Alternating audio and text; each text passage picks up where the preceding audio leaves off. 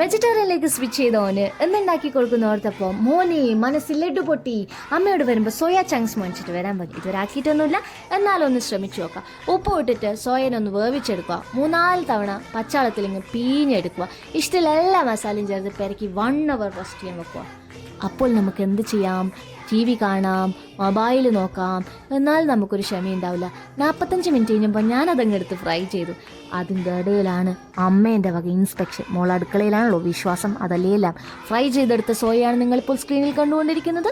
അതേ പാനിലേക്ക് കുറച്ച് എണ്ണ, കറി leaves, sliced green chilli, tomato sauce, അത് നിർബന്ധമാണ്, എന്നാലേ കുറച്ച് യമ്മി ആവുള്ളൂ. പെപ്പർ പൗഡർ, തിളച്ച വെള്ളമെല്ലാം ഒഴിച്ച് ഫ്രൈ ചെയ്ത സോയനെ നമ്മൾ ഒന്നുകൂടെ ഡീപ്പ് ഫ്രൈ ചെയ്യാൻ പോവാണ്. ഇതാണ് നമ്മൾ item. So the item is ready. തിന്നേണ്ട ആളുണ്ടല്ലോ, കാവടി തുള്ളിയാണ് മക്കളെ കയറി വന്നത്. എന്താവുന്നു തമ്പുരാനറിയാം. തിന്നിട്ട് റിവ്യൂ പറ മോനെ. സൂപ്പർ. അല്ല പിന്നെ പാടദോശയും ചേർത്തങ്ങ് ഒരു പിടിക്കുക. So that's all about today's recipe.